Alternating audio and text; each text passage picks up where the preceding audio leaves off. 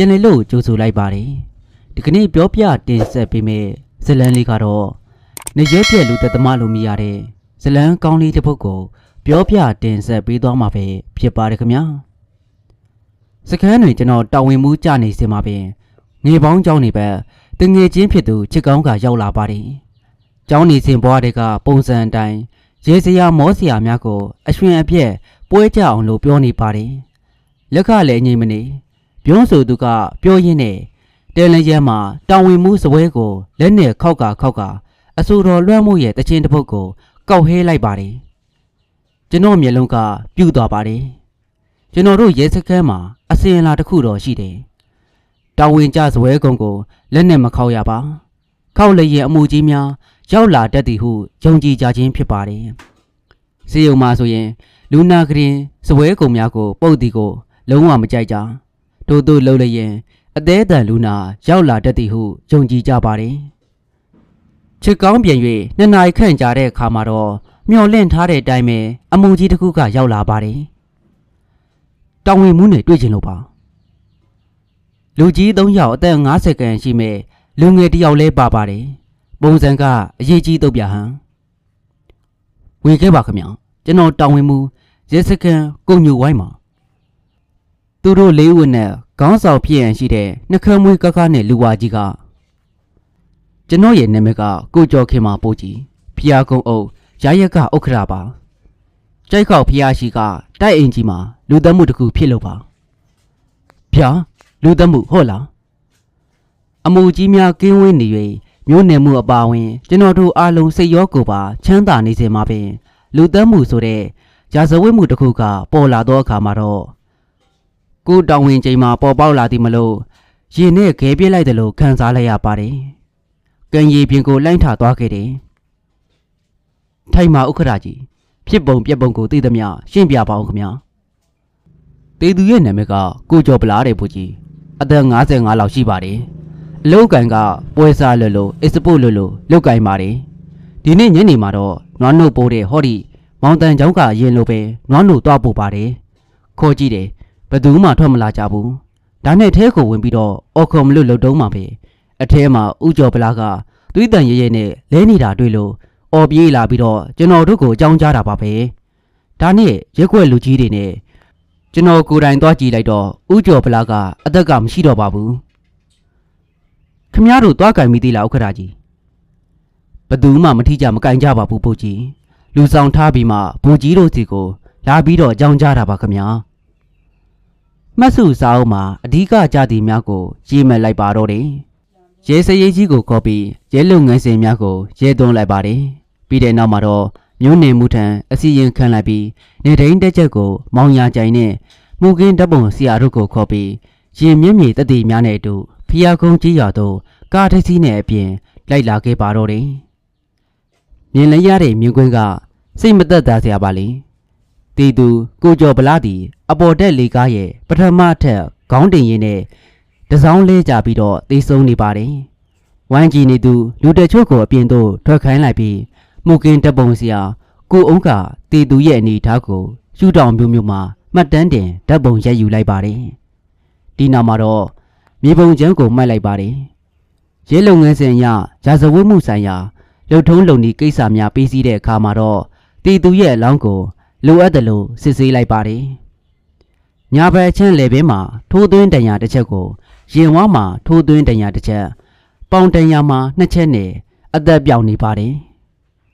သွေးစည်းတချို့ခဲနေပုံကိုထောက်ရင်လွန်ခဲ့တဲ့2နာရီခန့်ကဖြစ်ပုံရသည်ဟုကောက်ချက်ချမိပါတယ်တဲလွန်စာရလို့ရညာစူးစမ်းလိုက်တဲ့အခါမှာတော့တီသူဒီညာဘက်လက်သီးကိုကြစ်ကြစ်ပါအောင်စုပ်ထားသည်ကိုတွေ့ရပါတယ်ဂယူးတဆိုင်ကြည့်လိုက်တဲ့ချိန်မှာတော့လက်ထဲမှာပစ္စည်းတစ်ခုအနှင်းငယ်အားဆိုင်ပြီးတော့လက်သီးစုပ်ကိုဖြည့်ကြည့်လိုက်တဲ့အခါမှာတော့လက်ဖွဲ့ကြိုးတစ်ခုကိုမမျော်လင့်မဲနဲ့တွေ့လိုက်ရပါတယ်ဆရာဒီမှာစိတ်လိတ်တို့တစ်ခုဗျနေထင်းတက်ချက်ကြီးမောင်းကြိုင်လက်ညှိုးထိုးပြတဲ့ရာကိုလှမ်းကြည့်လိုက်တဲ့ချိန်မှာတော့တေသူနဲ့မလန်းမကန်းမှာစေပြင်းလိတ်တို့တစ်ခုကိုတွေ့လိုက်ရပါတယ်၎င်းစေပြင်းရစ်ကိုလက်အိတ်ဆိုပြီးတော့ကောက်ယူလိုက်ပြီးပလတ်စတစ်အိတ်တို့ထဲကတင်လိုက်ပါတယ်ဟောဟိုမှာတလိန်၎င်းတလိက ငါသုံးလုံးစီကရက်တောက်ပြီးသားဖြစ်ပါတော့တယ်။၎င်းပစ္စည်းများကိုစနစ်တကျထုတ်ပိုးသိမ်းဆည်းပြီးတဲ့နောက်မှာတော့ပတ်ဝန်းကျင်ကိုလေ့လာလိုက်ပါတယ်။ပြတင်းပေါက်များအလုံးပွင့်လျက်တန်ချောင်းရဲ့အဆိုအရဆိုရင်အိမ်မတကားကြီးပါပွင့်နေပါတယ်။ဘူးကြီးအပေါ်တက်မှာသူ့ဇနီးရှိသေးတယ်ခင်ဗျ။ခေါ်လိုက်လေ။ခေါ်လို့မရဘူးဘူးကြီး။မိမကြီးကလေဖြတ်ပြီးကတင်ပေါ်မှာလဲနေတာ။အိုးဖြစ်မှာဖြစ်ရလေဗျာ။ဒါနဲ့ဥက္ခရာနဲ့တသိများကိုခေါ်ပြီးအပေါ်တက်သူတက်လာလိုက်ပါတယ်။အခန်းတစ်ခုမှာညီးဆန်ကထွက်လာခဲ့တယ်။အတန်ကြားရတော့ဝင်လိုက်တဲ့အခါမှာတော့ပိန်ချုံနေတော့အသက်50ခန့်ရှိလူမမာတော်ကြီးတစ်ခုကိုကတင်ပေါ်မှာတွေ့လိုက်ရပါတယ်။သူမသည်ကျွန်တော်တို့ကိုအားလုံးကိုမမျော်လင့်မနဲ့တွေ့လိုက်ရတဲ့အခါမှာတော့မျက်လုံးကပြူးကျသွားပါတယ်။ဒီနောက်မှာတော့အားဖြော်နေတဲ့လေတံဖြင့်ခုကြော်ဗလာရောရှိပါတယ်တော်တော်ခိုးပြီးကြပါသပင်ဖိုးယိုဖားရနဲ့အပေါ်ပိုင်းမြတာလှုပ်ရှားလို့ရတဲ့အောက်ပိုင်းသေးနေတော့လူမမာတော်ကြီးကိုကြည့်ပြီးတော့ကျွန်တော်ရင်မော့သွားခဲ့ပါတယ်မတိုက်နိုင်တဲ့အဆုံးမှာတော့ကြီး၍ပြောလိုက်ရတယ်ကိုကျော်ဗလာကတော်တော်ခင်မွန်းပါလားခင်ဗျာဟုတ်ပါတယ်ကျွန်တော်တို့သူ့ကိုမေးစရာရှိလို့ခဏခေါ်ထားပါတယ်တော်တော်မှလူဆောင်မရှိဘူးလားရှိပါတယ်ရွာကိုပြန်သွားတယ်သူ့နာမည်ကဘယ်လိုခေါ်လဲတော်တော်သူ့နာမည်ကဘယ်သူမြကြီးမဟုတ်ဘူးမြကြီးပြီးတော့မှရောက်လာတာဩမဝင်းမေတဲ့ဘာလို့လဲကွကိစ္စလေးနည်းနည်းရှိလို့ပါတော်တော်စိတ်မပူပါနဲ့ခင်ဗျတော်တော်မနေ့ပိုင်းနေကင်းပိုင်းလောက်ကအောက်ထက်ကဘာတန်းညာတန်းများကြားသိလေအတော်မောနေသဖြင့်တယောက်ကရေနေနေတိုက်ပေးလိုက်ပါတယ်သူမကအတန်ကြာစဉ်းစားပြီးတဲ့နောက်မှာတော့မနက်ပိုင်းကကြော်ဝင်းစိန်လာတယ်သူနဲ့စကားများထိုးကြကြိတ်ကြတယ်လို့သူပြောတယ်နေ့လေလောက်ကအောက်ထက်ကစူညံကြားတာပဲအဲ့ဒီအချိန်ကလည်းကျမအော်ခေါ်ပြီးမြဲကိုကျော်ဗလာတက်မလာခဲ့ဘူးအခုချိန်ထိပါပဲ၎င်းရဲ့နောက်မှာတော့လူအပ်တီများကိုမေးမြန်းပြီးမှတ်စုစာအုပ်ထဲကိုကြော်ဝင်းစိန်မြကြီးနဲ့မဝင်းမီတို့သုံးဦးရဲ့နာမည်ကိုရေးပြီးတော့အောက်ထက်သို့ပြန်ဆင်းလာပါတယ်ဆရာတီသူရဲ့ရင်ဘက်အင်ကြီးပေါ်ကိုတိတ်တိတ်ချာချာကြည့်စမ်းပါဆရာဆရာအောင်ကျန်ကမှုကင်းသုံးမှန်ဘလူးကိုကပ်ပေးလိုက်သည်မလို့ကျွန်တော်ကတေးသူရဲ့အင်ကြီးရင်ဘက်ပဝင်းကျင်ကိုမှန်ဘလူးနဲ့ပိုက်စိတ်တိုက်ပြီးတော့ရှာကြည့်လိုက်ပါတယ်ဒီမှာအနေရောင်ရှိတဲ့အမွှေးတချို့ကိုတွေ့လိုက်ရတယ်ဇာကနာနဲ့ယူပြီးတော့အလေးရောင်မှာဖြည့်ကြည့်လိုက်တဲ့အခါမှာတော့တရိတ်ဆန်တကောင်ရဲ့အမွှေးမျိုးကိုတွေ့လိုက်ရပါတယ်ဥက္ကဋ္ဌကိုကျော်ဝင်းစိန်ဆိုတဲ့လူကတရိတ်ဆန်နေပါတယ်မွေးသလားခင်ဗျာဟုတ်ကဲ့ဘိုးကြီးသူကမွေးမြူရေးသမားပါခင်ဗျာသူ့ဘယ်မှာနေတာလဲလက်ရက်ဆန်ကြီးရောမှာပါဥက္ကဋ္ဌရဲ့ဖြေကိုကြားလိုက်ရတော့ကျွန်တော်ကပြုံးလိုက်မိပါတယ်ပို၍သေးကြရင်အခင်းဖြစ်တဲ့ပတ်ဝန်းကျင်ကိုဂယူးဆိုင်ပြီးတော့လေ့လာလိုက်ပါတယ်အနေအထားကဂျုံရင်းဆန်ကဲဖြစ်ပြီးမှတက်သွားပုံရပါတယ်အချို့ပစ္စည်းများဖယိုဖယဲလဲနေပါတယ်ဒီသူရဲ့အင်ဂျီရင်ဘက်အနှဲငယ်ပြဲနေပါတယ်မျက်နှာမှာကုတ်ချစ်ဒဏ်ရာများနဲ့အညိုမဲများကိုတွေ့ရပါတယ်ဒါအပြင်တေသူရဲ့နှာခမ်းမှာသွေးစာချို့ပြေးကျန်နေပါတော့တယ်ဆိုပါတော့လေတေသူများကစိတ်စိတ်တင်၍အန်ကျိတ်ထားသည်ဟန်ဒီနောက်မှာတော့အလောင်းကိုစစ်ရုံသို့တည်ယူသွားရန်ညွှန်ကြားလိုက်ပြီးတဲ့နောက်မှာတော့လိုအပ်တဲ့တသက်များကိုစစ်ဆေးကာပစ္စည်းရှိရာအခန်းတွင်သို့ထက်လက်ဆက်လိုက်ပါတယ်တစ်တားနဲ့အန်ဆွဲထဲမှာငွေစက်ကူများကိုတွေ့ရပါတယ်ရှာဖွေမွေနောက်ပြီးတော့အလျင်ရှိပုံမရနေထိန်တက်ချက်ကြီးအောင်ကြိုင်ကဦးကျော်ဝင်းစိန်ဆိုသူရဲ့အကြောင်းကိုလေးလာစုံစမ်း၍အစီရင်ခံစာတင်ပါတယ်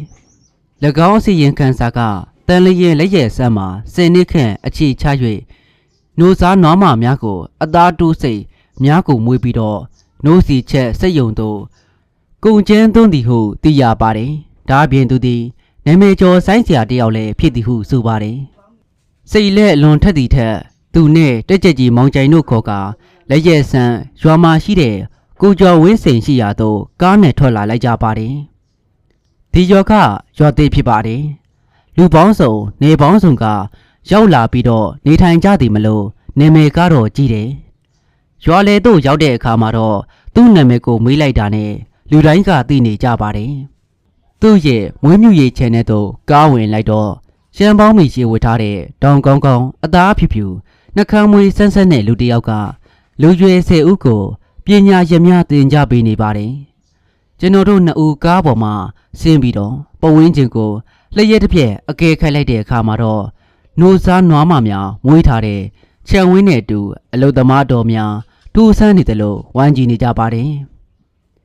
ကျွန်တော်တို့ရောက်လာသည်ကိုမြင်တာနဲ့လူကြီးကလူလိုက်ဆလုပ်ငန်းများကိုခါထောက်ပြီးတော့အကဲခတ်နေပါတယ်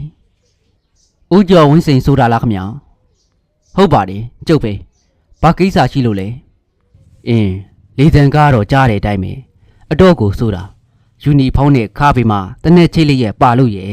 နှုံးမို့ဆိုရင်ကျွန်တော်တို့ကိုတစားစီဆွဲပြုတ်ပြမလားမသိဘူးကျွန်တော်ကရဲအုပ်ကိုညိုဝိုင်းမှာကိစ္စကတော့အန်ကဲကိုနည်းနည်းမေးစရာရှိလို့ပါမေးလေပုပ်ကိုကြီးကဖော်ရည်လွန်းလာပါတယ်အိမ်မော်တက်ပါအောင်မေးခွန်းကမပြောသေးဦးကျော်ဗလာကွယ်လွန်တာကိုသိပြီးပြီလားခင်ဗျာဘာကျော်ဗလာသိပြီဟုတ်လားကျွန်တော်ခဲခက်နေစမှာပင်သူ့မျက်နှာတစ်ချက်ကပြတ်သွားပါတယ်ဒီနောက်မှာတော့သူ့ရဲ့တင်နန်းသားများကိုအဝေးသွားကြရန်ဟန်ပြားလိုက်ပြီးတရက်ပင်အောက်ရှိစပွဲဝိုင်းမှာထိုင်လိုက်ကြတယ်သူဆုံးသွားတာဝမ်းမနေဘူးလားအန်ကယ်သူတည်တဲ့နာကြပြီဗျာသူ့ရဲ့စကားကြောင့်ကျွန်တော်တို့အံ့အားသိမ့်၍ကြောင်သွားရပါတယ်သူ့ပုံစံကစောစောကလိုမတုံလို့တော့တည်ငြိမ်လာသည်သူကယူနေချမ်းအိုးမှာယူနေတစ်ခွက်ငှဲ့ပြီးတော့တောက်လိုက်ပါတယ်တဆိုင်ကြည့်လိုက်ရင်သူ့လက်တုံနေသည်ကိုသိနိုင်ပါတယ်ခမည်းခအခုဘာသိကျင်လို့လာတာလဲအမှုအမှန်ပေါ်ပေါက်ရေးမှာအကယ်တို့ရဲ့အကူအညီလို့လာယူတာပါအကယ်ကျွန်တော်သိကျင်တာကဦးကျော်ဗလာတည်တဲ့နေ့ကမနက်10 နာရီလောက်မှာဦးကျော်ဗလာအိမ်ကိုအကယ်ရောက်လာတယ်ဒီမှာသူနဲ့အန်ကယ်အချင်းချင်းထိုးကြကြိတ်ကြတယ်လို့သိရပါတယ်ဒီလိုလဲပြောလိုက်ရောဦးကျော်ဝင်းစိန်မျက်လုံးကပြုတ်ကျသွားပြီးလက်မောင်းကြောများထောင်းထားလာပါတယ်ဒါဘသူပြောရလဲကျွန်တော်ကဘိုးထဲမှာ secret တလေးကိုထုတ်ပြီးတော့ဗဇက်မှာမိညိခဲလိုက်ပါတယ်သူကလည်း secret ဘူးကိုပေးလိုက်ပြီးသူကလက်ကလိုက်ပြီးစပွဲပေါ်ပလင်းရှိယွန်းဘူးကလေးကိုဖွင့်ပြီးတော့အထဲမှာစိတ်လိတ်တလေးကိုယူပြီးတော့လက်ဖွားနှစ်ဖက်ထဲမှာပို့လိမ့်လိုက်ပြီးပစောင်းမှာခဲပြီးတော့ဂက်စီမိချင်းနဲ့မင်းကြီးလိုက်ပါတယ်သူတောက်တဲ့စိတ်လိတ်ကိုမြင်တဲ့အခါမှာတော့ကျွန်တော်ရဲ့ရင်ထဲမှာနှွေးကနေဖြစ်သွားပါတယ်စိတ်လိတ်ကစေပြင်းလိတ်တစိတ်ကရွှေပစုံဒီအကြောင်းကိုတေးသူဦးကျော်ဗလာကမသိခင်မနဲ့ပိုင်းမှာပဲအိတ်ရတဲ့လဲနေတဲ့သူဇနီးတော်အေးမြစီကိုပြောခဲ့တယ်လို့သိရတာပါအန်ကယ်တို့ဘာကိစ္စနဲ့အချင်းများရန်ဖြစ်တယ်ဆိုတာပြောပြပါနှစ်ဖူးမှာစို့လာတဲ့ထွေးဥများကိုလက်ညှိုးတုံတုံနဲ့တက်ချလိုက်ပြီးစေပြင်းလေးကိုမှုတ်ရှယ်လိုက်ပါတယ်အထာကဒီလိုပါကျော်ဗလာစီမှာကျုပ်အကျွေး9 သိန်းရเสียရှိတယ်နေပေးမယ်ညပေးမယ်နဲ့ကျုပ်ကိုပတ်နေတယ်သူမပေးနိုင်တဲ့လူမဟုတ်ပါဘူးကျုပ်ရင်းနှီးပေးလိုက်တဲ့အရင်နီးနဲ့အိတ်ပိုးလို့ရင်ကြီးပွားနေတာကျုပ်တို့သိတယ်ကျုပ်သေးသွားတောင်းတန်းအစင်မပြေဘူးကြီးပဲပြောတယ်သူကြတော့ရန်ကုန်တက်ဟိုတယ်မော်တယ်နဲ့နိုင်ကလပ်ဒီမှာတုံဖြုံလို့ဒါခုကျုပ်သိတာပေါ့ဗျာအဲ့ဒီရက်ဒီမှာကျုပ်ကသူ့အိမ်ရောက်သွားပြီးအကျွေးသွားတောင်းတယ်တလုံးတစ်ခဲတည်းမပေးနိုင်နဲ့ဖဲ့ပေးဖို့ပြောတယ်ဒီလူကဘာပြောတယ်မလို့လဲစာချုပ်နဲ့ချုပ်တာမဟုတ်ဘူးတဲ့အစဉ်ပြေတဲ့နေ့ဆက်မယ်လို့မထိမဲ့ပြောပါတယ်ကျုပ်စိတ်ကလည်းမထိနိုင်တာနဲ့စကားများရာကနေထိုးကြကြိတ်ကြပါတယ်အဲ့ဒီအချိန်ကကြီးကြီးကျယ်ကျယ်ဒဏ်ရာများရှိပါဘူးအခုသေးသွားပြီဆိုတော့ခုနကပြောတယ်လို့ပေါ့ဗျာသူသေးတဲ့နာကြပြီဗျဘာလို့လဲသိလားပြောပါအန်ကယ်သူလိန်ခဲ့တဲ့လူပေါင်းကအများကြီးပဲကိုဒါနဲ့အန်ကယ်ကအဲ့ဒီညနေ2 နာရီဝန်းကျင်ကဘယ်မှာရှိနေရလဲအဲ့ဒီနေ့ကကျုပ်တပည့်တွေကိုတိုင်းပြနေပါတယ်မေ့ကြည့်ကြပါသူ့မျက်လုံးထဲကိုကျွန်တော်စိုက်ကြည့်လိုက်ပါတယ်သူလည်းကျွန်တော်ကြည့်ကိုတုံ့ပြန်၍ကြည့်ပါတယ်နှစ်ဦးသား အချိန်ကြာကြီးအားပြန်ကြည့်ရမှာသူကကျွန်တော်ကိုလွှမ်းမိုးအနံရရှိသွားပါတယ်နိုင်မှာပေါ့သူကနာမည်ကျော်တိုင်းဆရာကြီးဆိုတော့ပထမကျင့်စဉ်စွမ်းအားတွေကအားကောင်းနေပုံရပါတယ်ကျွန်တော်ကထိုင်နေရမှထားလိုက်ပြီးအကယ်မိုးမြူရေးချမ်းကိုခဏလောက်လက်ကြည့်ချင်ပါတယ်ခွင့်ပြုနိုင်ပါမလားဝါသနာကြောင့်လားအမှုနဲ့ပတ်သက်နေလို့လားသူကလည်းမခေပါဘူးပညာတတ်တူပြီးရှင်းနေလေးမျိုးနဲ့ပြန်ထောက်လိုက်ပါတယ်ဝါသနာကြောင့်မှာကျွန်တော်မိဘများကလည်းမွေးမြူရေးသမားတွေမို့ပါဒီတော့သူကတယောပြုံးတစ်ချက်ပြုံးလိုက်ပြီးအိုက်တီလို့ပြောပြီးတော့ကိုပေါ်မှနိုင်လွန်ဆွဲတာလက်ရှိကိုချွတ်လိုက်ပါတယ်ဒီတွင်မှာတော့တိုက်တိုက်ဆက်ဆန်မြင်ကွင်းတစ်ခုကြောင့်ကျွန်တော်အံ့အားသင့်သွားခဲ့တယ်တွေးလိုက်ရသည်ကမြင်ကွင်းကအချားမဟုတ်ပါသူ့ရဲ့ညာဘက်လက်မောင်းရင်းပေါ်မှာ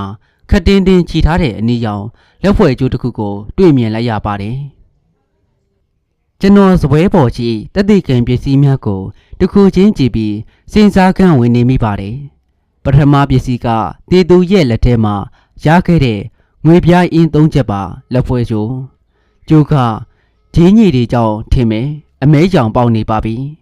နောက်တစ်ခုကတော့စေပြင်းလေအတူရဲ့အရင်မှသွားကြိုက်ရာပါနေခြင်းကထူဆန်းခြင်းဖြစ်ပါတယ်နောက်ဆုံးပစ္စည်းတစ်ခုကတီသူဦးကျော်ဗလာရဲ့အင်ဂျီပေါ်မှာကျန်ခဲ့တဲ့အမွေးများတစ်ချို့ကိုအိမ်စိန်မှုခင်တက်သို့ပို့ပြီးတော့သူ့တည်တနာပြရန်ပို့ထားပေးပါတယ်အကြောင်းပြန်ချက်ကတော့မရသေးတခါဆရာဝန်ရဲ့စိတ်စစ်ချက်တွေးရှိချက်များကိုစစ်လိုက်ပါတယ်ဈေးစာရဲ့စုလိုချက်အရာတီသူသည်လွန်ခဲ့တဲ့2နာရီခန့်တည်းကခြုံထက်တဲ့ဓာတ်ကဲသို့သောလက်နဲ့တန်ရာမျိုးနဲ့ထိုးသွင်းခြင်းခံရသောကြောင့်ဟုတ်မည်ဟုသိရပါတယ်လေပင်ကဒဏ်ရာမှာရင်ဝါနှင့်ဒဏ်ရာကြောင့်ချက်ချင်းသေဆုံးသွားနိုင်သည်ဟုဒဏ်ရာများဖြစ်သည်ဟုဆိုပါတယ်မျက်နှာမှာဒဏ်ရာများက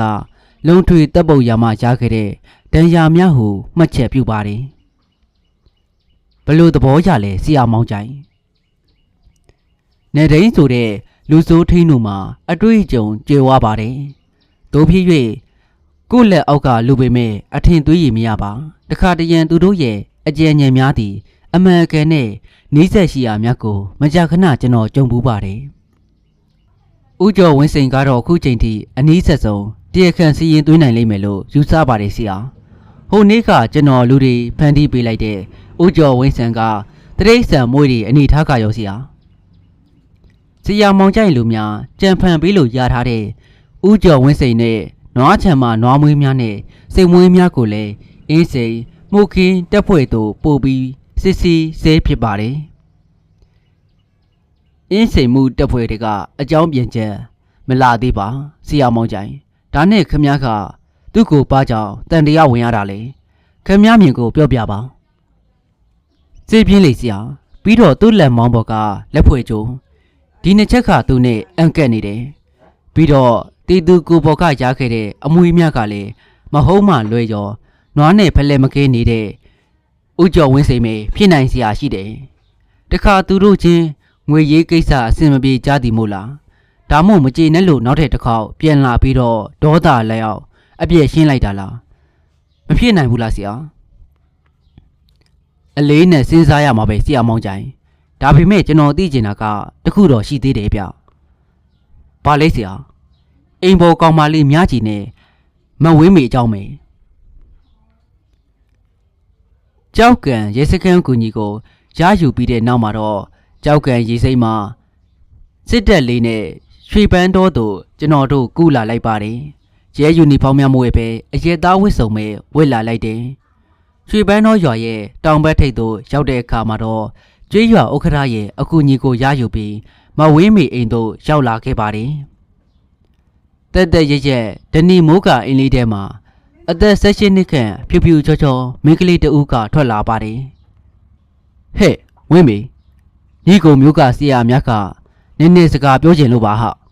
။မဝင်းမီဆိုသူကလေးမကပြပြတရေနေရာထိုင်ခင်းများကိုလုပ်ပေးပြီးတော့ယူနီအိုချပေးပါတယ်။မကြခင်မှာသူ့မိဘဆိုသူကလည်းအပြင်မှရောက်လာပြီးတော့ဧည့်သည်များကိုမြင်ပြီးအလွန်ကိုအံ့ဩနေပါတယ်ညီမလေးကတန်လျင်ကဦးကျော်ဗလာအိမ်မှာအလုတ်သွားလုံနေတဲ့ မဝေးမီဆိုတာများလားကွယ်ဟုတ်ကဲ့ရှင်ညီမပဲနေလောက်ကများအလုတ်ဝင်တာလေဘာတွေများလောက်ရပါသလဲကျမအဲ့ဒီမှာအလုတ်ဝင်တာတလကျော်လောက်ပဲရှိပါတယ်ဆရာအဲ့ဒီမှာတော့အိမ်ရက်ဝေယဝိဆာအားလုံးကိုလုပ်ပေးရပါတယ်အနည်းအားဖြင့်အိယာကမထားနိုင်တဲ့ကြီးကြီးမီရဲ့ခြေသေးကိစ္စများကိုလုပ်ပေးရပါတယ်အဲ့ဒီအိမ်မှာအားလုံးဘယ်နှယောက်ရှိလဲညီမကျမရဲ့ကြီးကြီးမီရဲ့တတိရဲ့3ယောက်ပဲရှိပါတယ်ရှင်ညီမပြန်လာတဲ့နေ့ကဘယ်နေ့လဲအင်္ဂလိပ်လို2ရက်နေပါဆရာညီမအဲ့ဒီမှာနေစဉ်ကသူ့အိမ်ကိုဘလို့ဧည့်သည်တွေလာကြတယ်ဆိုတာညီမမမိတဲ့လောက်ပြောပြပါမဝေးမေကအတန်ကြာစဉ်းစားပြီးတော့လာတာတော့လူရွယ်မျိုးစုံမှာပဲဆရာအများအားဖြင့်စီးပွားရေးသမားတွေလို့ထင်ပါတယ်ဘာလို့ထင်တာလဲသူတို့စကားပြောရင်ငွေကြေးကိစ္စအယောင်းဝယ်ကိစ္စတွေပြောကြလို့ပါသူတို့အငင်းခုန်စကားများတာရှိသေးလားရှိပါတယ်တခါတလေဒေါသတကြီးဖြစ်ကြတာရှိပါတယ်ဘေကားလူတွေလေဒါကတော့မသိဘူးဆရာသူတို့အလုပ်ကိစ္စစကားပြောရင်သမီးကိုအနားမှာမရှိစေချင်ပါဘူးအတန်ကျေလာမှကြားရတာပါညီမလေးပဲနေအလုပ်ပြန်ဝင်မလဲကျွန်တော်ရဲ့ရုတ်တရက်အမေကြောင့်မဝေးမီမျက်လုံးများဝိုင်းဆက်လို့တုံးခါသွားပါတယ်ဒီနောက်မှာတော့ဖျားကိုလက်သေးနဲ့ချစ်နေပါတော့တယ်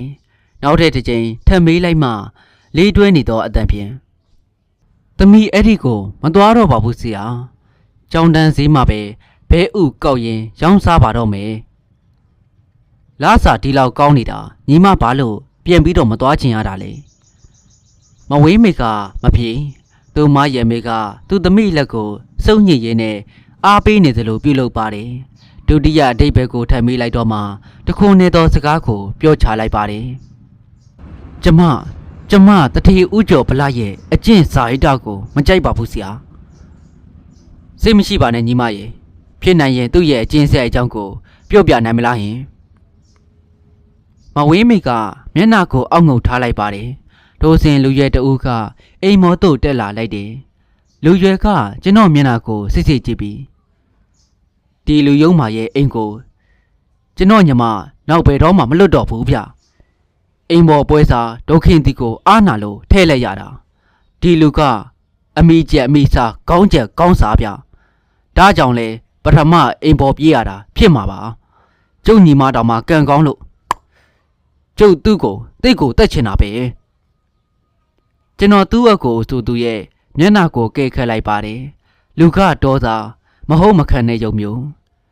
ပေါက်ကွဲလေပုံရပါတယ်သူ့ရဲ့နာမည်ကိုမေ့ကြည့်လိုက်တော့ကိုသိန်းတန်ဟုဆိုပါတယ်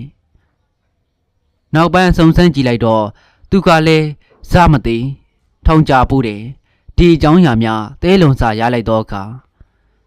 ကျွန်တော်ခေါင်းထဲမှာစဉ်းစားစရာတွေကပို့တိုး၍လာပါတော့တယ်ကိုကျော်ဗလာအာတုဘချတဲ့နေ့ကအမှုတမ်းများကို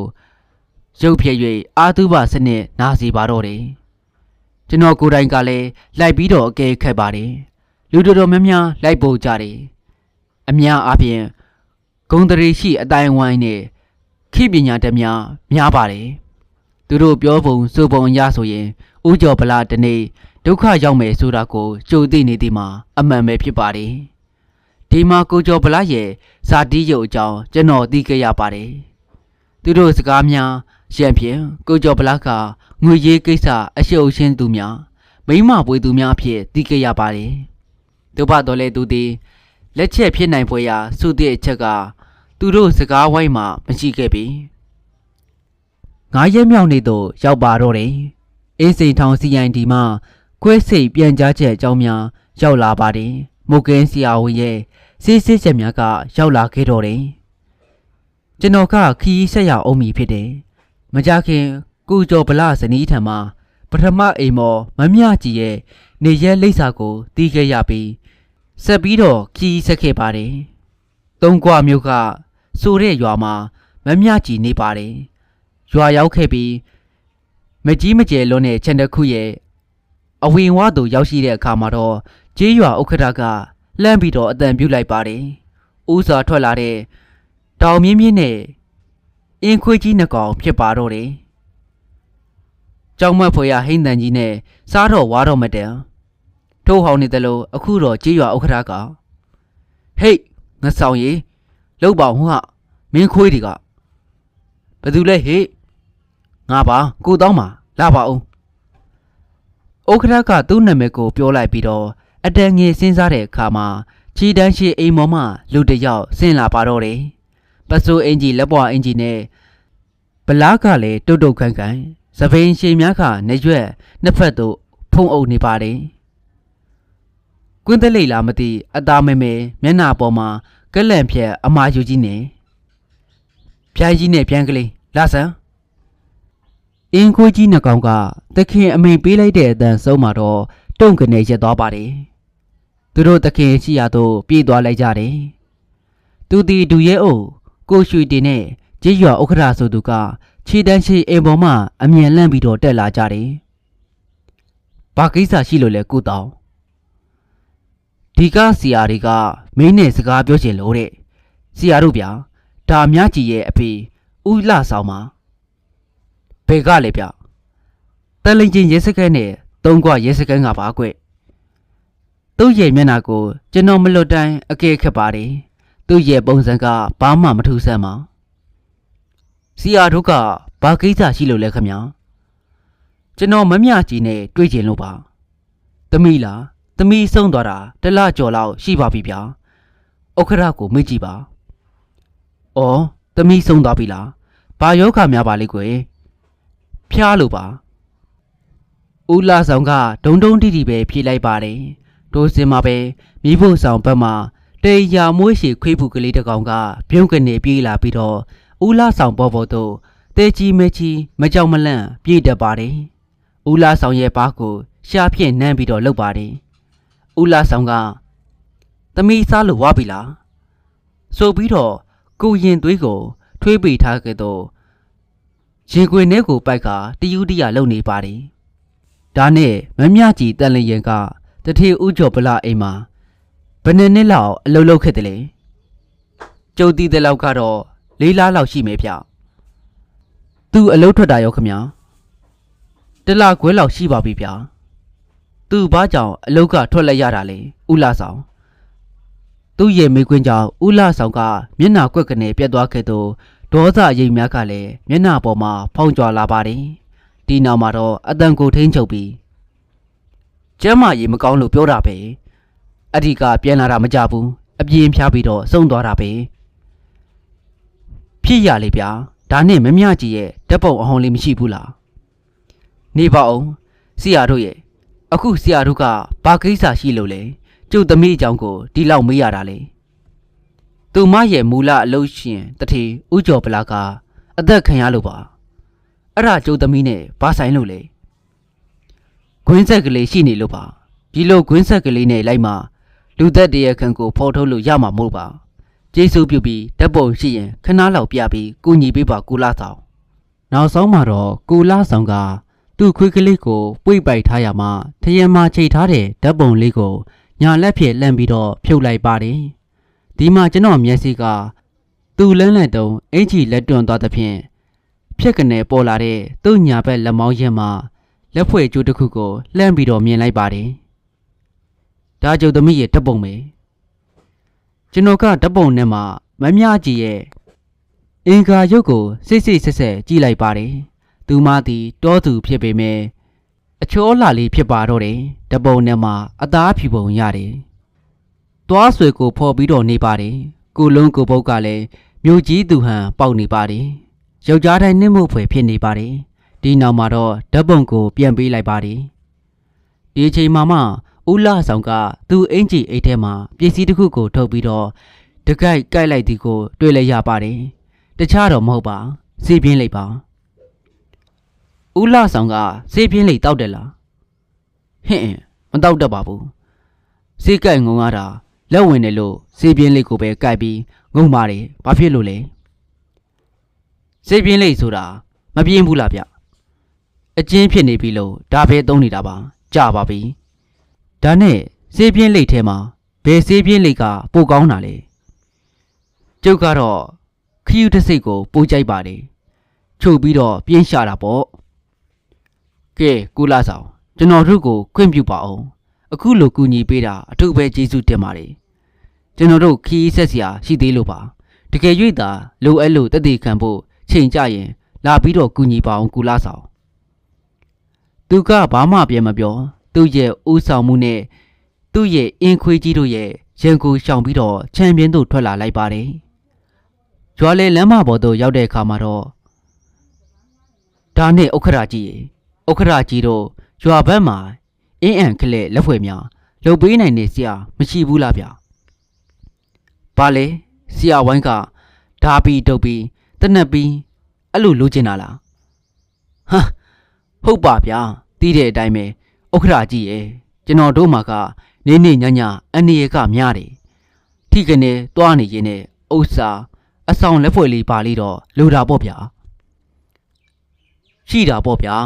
ရွာမှာနှစ်ဆောင်မြန်ဆရာငိမ့်ဆိုတာနာမည်ကြီးပဲလေငွေကြိုက်တော့ကဲနိုင်နေဗျပရလောကစွမ်းတာပေါ့ဗျာဒီနေမှာဆရာငိမ့်နာမည်ကျော်ကလက်ဖွဲ့တွေပဲဘလို့ကောင်းတာလေဥက္ခရာကြီးတင်းလန်းကြီးတော့မလုပ်ပါနဲ့ဗျာသုံးခွရဲစခန်းမှာဒူရဲအုပ်ရွှေတင်းကဝင်ပြီးတော့ပင်မာလိုက်ပါတယ်သူ့ရဲ့လက်ဖွဲ့ကတုပ်ပြီးတယ်ဆရာရဲ့ရက်ရမကွဲဘူးဟုတ်လားဥက္ခရာကြီးရောမဆောင်ဘူးလားကျုပ်ကတော့မဆောင်ပါဘူးဗျာရွာကကာလာသားတချို့ကတော့ယုံယုံကြည်ကြည်နဲ့ဆောင်ကြတာပဲဟိုမှာဆရာညင်းရင်မှာအိမ်လာဝင်လိုက်ကြရအောင်မျိုးနယ်မှုဖုံးဆက်သည်ဆို၍စခန်းသို့ပြန်ရောက်လာပါတယ်မျိုးနယ်မှုရုံးထဲသို့အလျင်သွားလိုက်ပါတယ်အယိုသေးပြုတ်ပြီးတော့ကလဲထိုင်ခုံမှာဝင်ပြီးတော့ထိုင်လိုက်ပါတယ်ဦးကျော်ဗလာတေးဆုံးမှုအချိန်នេះဘယ်လိုရှိလဲဆရာတရခန့်ကိုအချိန်នេះခံပြီးပြီလားရပန်းတွင်တရခန့်ကိုမိပါတော့မယ်မြို့နယ်မှုမြင်လှုပ်ပြအထက်ကလည်းကျုပ်ကိုမေ့နေပြီဟုတ်လားစိတ်ချပါဆရာကျွန်တော်စုံစမ်းတာနီမျိုးရှိပါတယ်ကောင်းပြီတိုးတက်မှုအစီရင်ခံစာတော့အရင်တင်ပြမြို့နယ်မှုရုံးမှပြန်လာပြီးစပွဲပေါ်မှာပြန်ထိုင်လိုက်ပြီးတော့အင်းစိန် CID ရဲ့ပြန်ကြားစာနဲ့မှုကင်းဆရာဝန်ရဲ့စစ်စစ်ဆက်များအသေးချာစစ်ပြီးတော့ဖတ်လိုက်ပါတယ်၎င်းရဲ့နောက်မှာတော့ဌာနတွင်းမှာလက်နှိပ်ဆက်စာရေးကြီးကိုစာတဆောင်အမြန်ရက်ခိုင်းပြီးတော့စာတဆောင်ကိုကိုကျော်ဝင်းစိန်လိမ့်မှုနောက်တစ်ဆောင်ကိုတော့ဦးလာဆောင်လိမ့်မှုပြီးရုံနန်းရဲသားများတဦးနဲ့ပို့ခိုင်းလိုက်ပါတယ်မကြခင်မှာပင်ကျွန်တော်ရင်ထဲမှာစိတ်ဖိစီးမှုနေတဲ့အပူလုံးကြီးတစ်ခုရော့ကြပြီးတော့ပျောက်ကွယ်သွားပါတယ်စခန်းတွင်အထူးဖိတ်ကြားထားသူများအားလုံးစုံရောက်နေကြပါတယ်မြို့နယ်ရဲတပ်မှုနေထင်းကောင်းဆောင်နဲ့နေထင်းတက်ကြကြီးဦးမောင်ကြိုင်ဦးကျော်ဝင်းစိန်ဦးလှဆောင်အခြားတသည်များဥက္ခရာများဒီနေ့ကျွန်တော်လူချင်းမင်းများကိုချင်းဆိုရခြင်းရဲ့အကြောင်းရင်းကတော့တတိဦးကျော်ဗလာတက်ခံရတာကိုဖော်ပြဖို့အတွက်ပါပဲဒီကိစ္စမှာဘတ်စုံတောင်းစုံလေးလာစုံစမ်းလိုက်တော့ဦးကျော်ဝင်းစိန်နဲ့ဦးလှဆောင်တို့နှစ်ဦးကိုပဲအနီးကပ်ဆုံးတွေ့ကြပါတယ်ဘာပြောတယ်ဦးကျော်ဝင်းစိန်ကဆိုဖာမမီနီယာကနေဒေါသတကြီးအော်ပြီးတော့ကုန်းထားလိုက်ပါတယ်ထိတ်မှာဦးကျော်ဝင်းစိန်ခမကျုပ်တဲ့เจ้าကိုတက်တည်ပြနိုင်ရင်ပြပါမပြနိုင်ရင်ခမကိုကျုပ်တရားပြန်ဆွဲမယ်သိလားဟုတ်ကဲ့ပါတူဦးကိုတော့ကျွန်တော်ဆွဲထုတ်ပြနိုင်ပါလိမ့်မယ်ပထမဆုံးချက်ဦးကျော်ဝင်းစိန်နဲ့တိတ်သူမနက်ပိုင်းမှာငွေရေးကြေးရေးကိစ္စနဲ့အချင်းများပြီးတိတ်သူဦးကျော်ဗလာရဲ့အိမ်မှာထိုးကြပုတ်ကြတယ်ဆိုတာကိုဦးကျော်ဗလာမသိခင်သူ့ဇနီးကိုပြောပြသွားခဲ့တယ်ပဝင်းကျင်ကိုစုံစမ်းကြည့်လိုက်တော့လေစဲတန်ဆိုတန်ထိုးတန်တွေများကကြားနေရတယ်ဆိုပြီးသိရပါတယ်10မိနစ်လောက်ကြာတဲ့အချိန်မှာတော့ဦးကျော်ဝင်းစိန်အရေးကြီးတုတ်ပြာနဲ့ထွက်သွားတာကိုပဝင်းကျင်အားလုံးကတွေးလိုက်ရကြောင်းကျွန်တော်တို့စီမှာတက်တည်ခံထွက်ဆိုထားပါတယ်နောက်ထပ်တစ်ခုကတေသူရဲ့ညာဘက်လက်ထက်မှာငွေပြားအင်းသုံးလိုက်ပါလက်ဖွဲ့ကျိုးတစ်ခုကိုတွေ့ရလို့ပါအကယ်ဦးကျော်ဝင်းစိန်နဲ့ထိုင်မှာလဲဒီလိုလက်ဖွဲ့မျိုးရှိနေတာတက်ဆန်မှုတစ်ခုပါဒါအပြင်တေသူရဲ့ကိုပေါ်ကအင်ကြီးပေါ်မှာတရိတ်ဆန်အမွေတချို့ကိုတွေ့ရှိခဲ့ပါတယ်ဒီမှာလဲအန်ကေကနိုးစားနွားမများစိတ်များကိုမွေးမြူတယ်ဆိုတော့ဒီအမွေဟာအန်ကေစီကပါလာတဲ့အမွေများရောမဖြစ်နိုင်ဘူးလားအားလုံးကတိုင်းဆရာကြီး ဦးကျော်ဝင်းစိန်ကိုလှမ်းပြီးတော့ကြည့်လိုက်ကြပါတယ်သူဒီလက်သီးနှစ်ဖက်ကိုကြစ်ကြစ်ပါအောင်ဆုပ်ပြီးတော့အန်ကိုကြိတ်ပြီးတော့ကျွန်တော်ကိုစားတော့ဝါတော့မတက်ကြည်နေပါတယ်နောက်ထပ်တစ်ခုကတော့တေသူရဲ့အနီးကရခဲ့တဲ့စေပြင်းလေးတူပါပဲဒီစကားကိုကြားတာနဲ့ဦးကျော်ဝင်းစိန်ကတောက်လက်ဆစေပြင်းလေးကိုစေးလေးခွက်ထဲသို့ထိုးချပြီးတော့ကုန်းထားလိုက်ပါတယ်ကျုပ်လုံးဝမတက်ဘူးထိုင်မအန်ကေကျွန်တော်ကလည်းအန်ကေတက်ပါတယ်လို့မဆွဆွဲပါဘူးအန်ကေဘာလို့ဒီလောက်တုံလို့ခြောက်ချားနေပါသလဲကျုပ်ကိုခမကျိုးစင်တက်ဖို့ညင်းစင်နေတာမလားခဏလေးသိခံပြပါအန်ကေဆက်ပြောပြရစီအောင်အဲ့ဒီလိုအန်ကေကိုကျွန်တော်ကစိတ်ဝင်တစားနေမှာပဲမမျော်လင့်မဲနဲ့အိမ်ပေါ်မဝေးမီရဲ့နောက်ကျောင်းကိုလိုက်ရကနေဦးကျော်ပလားရဲ့အကျင့်စရိုက်အကြောင်းကိုတဲလွန်စာရခဲ့ပြီးတော့ပထမအိမ်မော်မမြကြီးရဲ့ခြေရာကိုလိုက်ကောက်ခဲ့ပါတယ်ဒီမှာပဲကျွန်တော်ကမမြကြီးရဲ့ဖခင်ဦးလာဆောင်ကိုစိတ်ဝင်စားခဲ့ရပါတယ်ခင်ဗျာကျုပ်ကိုတစ်ချိန်လုံးငြိမ်သက်နေတဲ့ဦးလာဆောင်ကအတန်ပြက်ပြက်ကြီးနဲ့လှမ်းပြောလိုက်ပါတော့တယ်ဟုတ်ပါတယ်ဦးလာဆောင်စိတ်ဝင်စားရတာလေဦးလာဆောင်ကလည်းစေးပြင်းလေးတမမို့ပဲဒါအပြင်ဦးလာဆောင်မှလည်းလက်ဖွဲ့ကျိုးတစ်ခုကရှိနေတာပါလက်ဖွဲ့ရှိတိုင်းကျုပ်တို့ကလူသက်တရခံဖြစ်ရောလားနားထောင်မအောင်ခင်ဗျာဦးလာဆောင်မှာတေးရခွေးမွေးရှိတကောင်ရှိရဲ့နော်အဲ့ဒါဘာဖြစ်လဲဦးလာဆောင်ကသူ့ရဲ့ခွေးကိုအလွန်ကိုချစ်ပုံရပါတယ်ပွိပွိပိုက်ပိုက်အမြဲရှိနေတယ်ရွာထဲမှာစုံစမ်းကြည့်တော့လေဘေကူတော့အဲ့ဒီခွေးလေးရင်သွေးထဲမှာပွိပွိပြီးတော့ပိုက်ပါတယ်ဒီမှာဦးလာဆောင်ရဲ့သမီးအိမ်ပေါ်သွားလို့တဲ့မမြကြီးဘာယောဂနဲ့တေဆုံးတယ်လဲဆိုတာမေးတော့ဖျားပြီးဆုံးတာလို့ပြောပါတယ်ဖျားလို့ဖျားတယ်လို့ပြောတာပဲဗျအမှန်ကဖျားလို့ဆုံးတာမဟုတ်ပါဘူးဦးလာဆောင်နားနဲ့မနာဖွားနေနာပါဦးရဲ့သမီးဟာကိုဝင်ဖြတ်ချရာကနေဆုံးသွားတာပါဘာပြောတယ်ခမည်းကျုပ်သမီးကိုအချက်ခွဲတာလားမခွဲပါဘူးဦးလာဆောင်ဒီကိစ္စရွာထဲမှာစုံစမ်းလိုက်တော့မှနောက်ဆုံးတော့ခမည်းတို့ရဲ့ရွာရဲ့လက်တဲ့ဒေါ်ခင်စိန်နဲ့ကြိတ်ပြပြီးတော့ကုခဲ့ရကနေနောက်ဆုံးအပုပ်ဆန်ပြီးတော့ကွယ်လွန်ခဲ့တယ်ဆိုတာကျွန်တော်သက်သေပြနိုင်ပါတယ်အာနာစွာနဲ့မေးရရင်ဒီကလေးမလေးဘယ်သူနဲ့ကိုဝင်ရခဲ့သေးဆိုတာဦးလာဆောင်နဲ့မမြကြီးရဲ့ပဲသိနိုင်မှာပါကဲရှင်းမေးပြရစီဦးကျော်ဗလားကိုဦးတို့နှစ်ယောက်အနက်ဘယ်သူတက်တာလဲဆိုတာဝန်ခံရင်ဝန်ခံတဲ့အကျိုးကိုဥပဒေအရခွင့်လွှတ်ပါလိမ့်မယ်ကျုပ်လုံးဝမတက်ဘူးဦးကျော်ဝင်းစိန်ကကြုံပြီးတော့អော်လိုက်ပါတယ်ကျုပ်လည်းမတက်ဘူးဗျဦးလာဆောင်ကလည်းဘူးခံပါတယ်အာလုံးသောမျက်စိများကသူတို့နှစ်ယောက်စလုံးကိုတအူးစီအကဲခက်လိုက်ပါတယ်ဦးတို့နှစ်ယောက်နဲ့မှာတအူးကလူသက်တရခန့်အစ်စ်ဖြစ်မယ်လို့ထင်ပါတယ်ဦးတို့ကိုယ်တိုင်ကမဖို့ရင်တော့ကျွန်တော်ဆွဲထုတ်ပြရမှာပေါ့ပရမသေးသူရဲ့အနီးကရရှိခဲ့တဲ့စေးပြင်းလိပ်ပါပဲဒီစေးပြင်းလိပ်ကခယူးတစိအဲ့ဒီစေးပြင်းလိပ်ကိုတောက်တာဦးကျော်ဝင်းစိန်မဟုတ်ဘူးသူကပစွန်စေးပြင်းလိပ်တမခယူးသုံးတာဦးလာဆောင်မယ်ပို့ပြီးတော့ထူးကြတာကဦးလာဆောင်ဟာစေးလိပ်တောက်တာမဟုတ်ဘူးစေးပြင်းလိပ်ကိုကိုက်ပြီးတော့ငုံနေသူပဲဒီမှာတေသူရဲ့အနီးမှာရရှိခဲ့တဲ့ခယူးတစိစေးလိပ်တို့ကျွန်တော်ကစေးပြင်းလိပ်တို့ကိုသူတို့စပွဲရှိမှာပဲချပြလိုက်ပါတယ်တတိကံခယူးတစိစေးပြင်းလိပ်တို့ရဲ့ဖေဝိုင်းမှာရှိတဲ့သွားကြိုက်ရာနဲ့တူနေပါတယ်ကျွန်တော်ကဦးလာဆောင်အားသူ့အိတ်ထဲမှာအမြဲဆောင်လေးရှိတဲ့စေးပြင်းလိပ်အားထုတ်ပြစီတဲ့အခါမှာတော့အားလုံးကမျက်လုံးပြူကုန်ပါတယ်တူနေပါပြီဦးလာဆောင်အန်ကူကြိတ်ကမင်းကောင်းနဲ့ဖြင့်နေပါတော့တယ်နောက်ထပ်တစ်ခုကတေသူရဲ့ကိုယ်ပေါ်မှာရရှိခဲ့တဲ့တရိษံအမွေးကိုကြည့်ပြီးတော့နွားနဲ့စိတ်တုံမွေးတဲ့ဦးကျော်ဝင်းစိန်ပဲလို့တန်တရားဝင်ခဲ့ပါတယ်အေးစိန် CID ပို့ပေးပြီးတော့စုံပြက်ချက်ရကြည့်လိုက်တော့မှပဲကျွဲနွားစိတ်တို့ရဲ့အမွေးမဟုတ်ဘဲနဲ့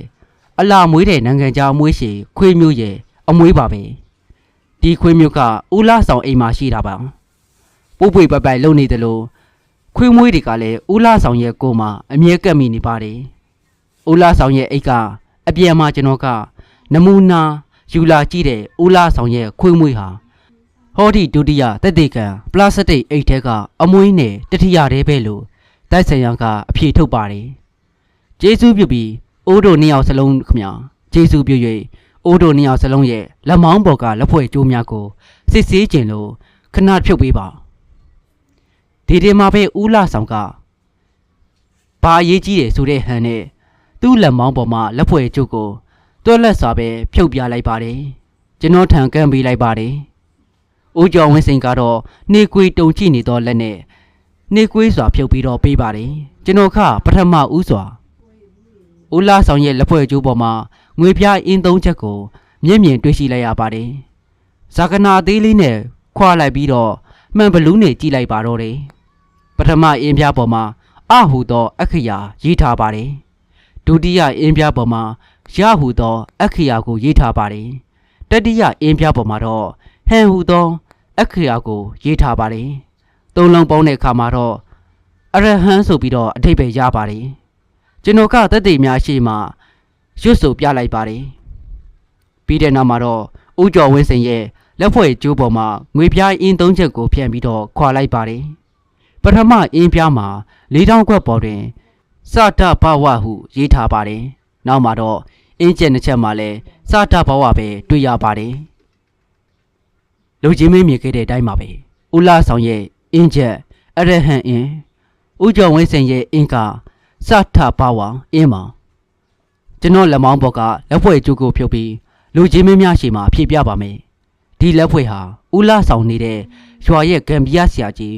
နှစ်ဆောင်မြန်ဆရာငင်းရဲ့စီကရခဲ့တာပါဒီလက်ဖွဲ့ကိုအဲ့ဒီတောရွာအလုံးကကာလာသားတော်တော်များများမှာယုံကြည်စွာသုံးကြပါတယ်ဒါပီတုပ်ပြီးအဆောင်နေနဲ့ပေါ်ကြည့်ကြရအောင်ပြောဆဆိုကျွန်တော်ကညာဘက်လက်မောင်းမှာလက်ဖွဲ့ကိုဖြုတ်ပြီးတော့အားလုံးရှိမှဖြည့်ပြလိုက်ပါတယ်အဖြေကတော့အရဟံအားလုံးကစိတ်ဝင်စားစွာစုဆိုင်ကြည့်ပါတယ်ကဲတေတုလက်ထက်ကလူသက်သမားကြကြံရခဲ့တဲ့လက်ဖွဲ့ကိုအခုဖြည့်ပြပေးပါကြည့်ချင်ပါကျွန်တော်ကတတိကံအမှတ်3အဖြစ်နဲ့သိသိထားတဲ့သူ့ရဲ့လက်ထဲမှာရရှိသောလက်ဖွဲ့မှာငွေပြားအင်းလိတ်တစ်ခုကိုမှန်ဘလူးနဲ့ကြည့်ပြီးတော့ရေရွတ်ပြလိုက်ပါတယ်အားလုံးသောမျက်လုံးများကကျွန်တော်ပေါ်သို့ကြာရောက်နေပါတယ်အရဟံကြည့်လိုက်တော့ဦးလာဆောင်စကြိုးကြပါပြီဦးလာဆောင်ဝန်ခံပါပြီလားခင်ဗျာဦးလာဆောင်ကရီဝေသောမျက်လုံးတစ်စုံနဲ့ကျွန်တော်ကိုငေးပြီးတော့ကြည်နေပါတယ်အခုဦးလာဆောင်စောင်းထားတဲ့လက်ဖွဲ့ကလွန်ခဲ့တဲ့ရက်ပိုင်းလောက်တွင်မှာပဲဆရာငင်းစီကအသေးလုတ်ပြီးတော့ယူထားတဲ့လက်ဖွဲ့ဆိုတာဦးလာဆောင်ရဲ့လျှို့ဝှက်ချက်မသိရှာတဲ့ဆရာငင်းကကျွန်တော်ကိုရိုးသားစွာပြောလိုက်ပါတယ်ဦးလာဆောင်ဒီလောက်နေမှာမခိုင်လုံသေးဘူးဆိုရင်နောက်ဆုံးအချက်အနေနဲ့မှုကင်းဆရာဝန်ရဲ့တွေးရှိချက်ကိုပြောပြပါမယ်ခင်ဗျာတေသူရဲ့ပါဇက်နှခမ်းမှာတွေးစာပေးချက်နေလို့စစ်ဆေးတဲ့အခါမှာတော့တေသူပါဇက်အတွင်းမှာအသားစာတစ်ခုကိုတွေ့ခဲ့ရပါတယ်အဲ့ဒီအသားစာမှာနေရွက်တောင်မှညာဘက်နေရွက်သီးပါတယ်ခင်ဗျာကဲဦးလာဆောင်ခင်ဗျာရဲ့ညာဘက်နေရွက်ပေါ်မှာဖုံးအုပ်နေတဲ့သပင်ကိုကျေးဇူးပြုပြီးတော့လက်နဲ့လှမ်းပေးပါခင်ဗျာဦးလာဆောင်ကကြောက်ရွံ့လိုငြိမ်သက်နေပါတယ်ဒုတိယထပ်ပြောလိုက်တော့မှပဲညာဘက်နေရွက်ပေါ်မှာသပင်များကိုလှမ်းပြလိုက်ပါတယ်နေထင်းတက်ချက်ကြီးဆရာမောင်ကျန်ကသူ့ရဲ့လက်ကိုလက်ထိပ်ခက်လိုက်ပါတယ်ဦးလာဆောင်ရဲ့ညာဘက်နေရွက်မှာတော့နေရွက်သီးလုံးဝမရှိတဲ့အပြင်ဒဏ်ရာကလုံးဝမကျက်သေးတဲ့ဖြင့်ဖြစ်ပါတယ်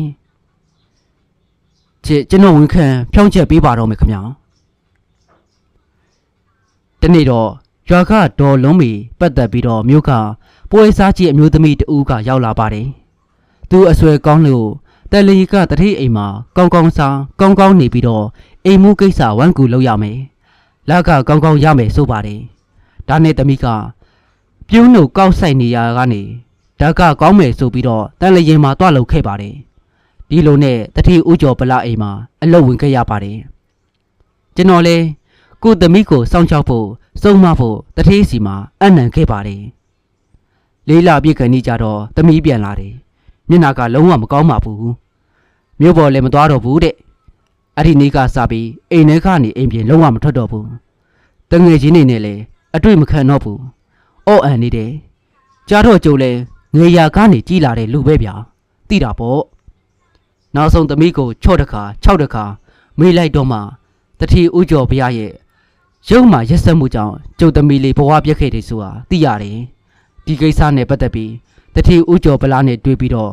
လူသိရှင်ကြားလက်ထပ်ဖို့မြစ်တာရက်ခံပါတယ်သူကငွေပုံပေးပြီးဖျက်ချဖို့ပဲပြောပါတယ်ရက်ဆက်လိုက်တာကျွန်တော်မှသူပေးတဲ့ငွေကိုလုံးဝမယူဘဲနဲ့ရွာကိုပြန်လာခဲ့ပါတယ်အိမ်လဲရောက်ရောသမီးကရွာကလက်တဲ့တအုံးနဲ့မိုက်မဲစွာပဲဖျက်ချလိုက်ပါရောကုသိုလ်ကံကစိုးကျင်တော့အဲ့ဒီမှာပဲသွေးတွေကတုံပြီးတော့စိတ်ယုံမပြရပဲရဲတာမှာပဲကုနေရကနေအပုပ်ဆန်ပြီးတော့ကျုပ်သမီးဆုံးသွားခဲ့ပါတယ်ဒါနဲ့ရက်လေလို့တပတ်ခန့်ကြာမှာတော့ကျုပ်ဦးကျော်ဗလားကိုတတ်မယ်ဆိုပြီးတော့ချောင်းနေပါတယ်အိမ်ပေါ်အစ်ရောက်နေလို့လူမလစ်သေးတာတပိုင်းဦးကျော်ဗလားဧည့်သည်တွေရောက်နေတာကတကြောင်ရဲနှဲငယ်ကုံသွားခဲ့ပါတယ်တနေ့တော့အိမ်ပေါ်ကောင်မလေးရွာပြန်တဲ့တည်င်းကကြားရတာပိုင်းမနေ့ပိုင်းလာမှာဟောဒီလူဦးကျော်ဗလားရံပြည့်စကားပြောနေတာကိုကြားရတယ်ဒီလူပြန်ပြီးနေကင်းလောက်မှာကျုံနဲ့ကျော်ဗလားရင်ဆိုင်တွေ့ကြတာရောကျိုးချစ်ဆုံးသမီးခမည်းကြောင့်တေးရတာဆိုပြီးတော့သူကဘာမှမဖြစ်တယ်လို့နဲ့ရော့ချင်းငွေလိုချင်လို့လားတဲ့ဒီမှာဒေါသကသူ့ကိုထုံးမိပါတယ်သူကလည်းကျုပ်ကိုပြန်ချပါတယ်ပြန်လုံးတယ်တစ်ချက်မှကျုပ်ရဲ့ညာဘက်နေရွက်ကိုသူကကိုက်ဖြစ်ပါတယ်ဒီတင်ဒေါသကပို့ပြီးတော့ပောက်ကွဲသွားတာပေါ့အသင်ပါလာတဲ့ဓားနဲ့ပဲသူ့ရဲ့လေဘင်းကိုဝိုင်းဘက်ကိုထိုးချလိုက်ပါတယ်မကြပါဘူးတေးသွားတာပဲ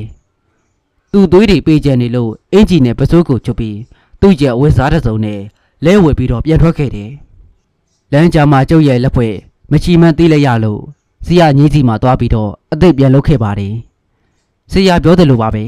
အထိမှကြားကြံရခဲ့တဲ့စေပြင်းလေးတို့ကလည်းကျုပ်စေးလိုက်ပါပဲသူနဲ့ပတ်သက်ပြီးတပ်ပုံနေပြီးကြံခဲ့တာပါ